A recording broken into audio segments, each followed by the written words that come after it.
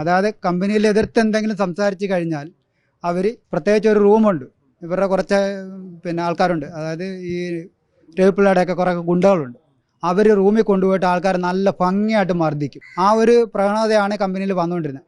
ഇപ്പം ആണ് ആ ഒരു കമ്പനിയിൽ കാരണം ഞങ്ങളിപ്പോൾ ഇവിടെ വന്ന് ഈ ഒരു കേസും കാര്യങ്ങളൊക്കെ ഫയൽ ചെയ്തതിന് ശേഷമാണ് കമ്പനി ഇപ്പോൾ ആ ഒരു പ്രവണതയെല്ലാം മാറ്റിയിട്ട് ഒരുവിധം ഇപ്പം നല്ല രീതിയിലാണ് ഇപ്പോൾ പോയിക്കൊണ്ടിരിക്കുന്നത്. കാരണം എന്താണെന്ന് വെച്ചാൽ ഇപ്പം നമ്മൾ കേസ് കൊടുത്തു കഴിഞ്ഞപ്പോഴത്തേക്ക് അവർക്ക് മനസ്സിലായി ഇനി ഇതില്ല, അതിങ്ങനെ പറ്റത്തില്ല എന്നുള്ളൊരു കാര്യങ്ങൾ കംപ്ലീറ്റ് ആയിട്ട് അവർക്ക് മനസ്സിലായതിന് ശേഷമാണ് ഇപ്പോൾ പോകുന്ന ആൾക്കാർക്ക് അവിടുന്ന് അവർ പൈസ കൊടുത്താണ് വിടും.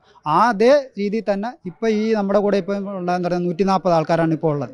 ആയിരക്കണക്കിന് ആൾക്കാരുണ്ട്. പക്ഷേ ഞങ്ങളിപ്പോൾ ഇവിടെ മലയാളികളും കുറച്ച് തമിഴ് ആൾക്കാരും എല്ലാവരും കൂടെ കൂടിയിട്ടാണ് ഇപ്പോൾ ഈ കേസ് കൊടുക്കാനായിട്ട് ഞങ്ങൾ ഒരുങ്ങി. അപ്പോൾ അങ്ങനെ കൊടുത്തു കഴിഞ്ഞാൽ ഇപ്പോൾ ആന്ധ്രാക്കാരുണ്ട്, കർണാടകക്കാരുണ്ട്, തെലുങ്കാനക്കാരുണ്ട്, അങ്ങനെ ഒരുപാട് ആൾക്കാരുണ്ട്. എല്ലാ ആൾക്കാരുടെയും ഇതെൻ്റെ കയ്യിലുണ്ട്. പക്ഷേ നമ്മൾ അവരെയൊക്കെ വിളിച്ചു വരുത്തി ഇവിടെ നമ്മൾ കേസ് പോയി ലഭിക്കുന്നത് ഒരു ഇതില്ല. കാരണം ഇത് നോർക്ക റൂട്ട്സിലാണ് നമുക്ക് ആദ്യമേ പരാതി കൊടുത്തത്.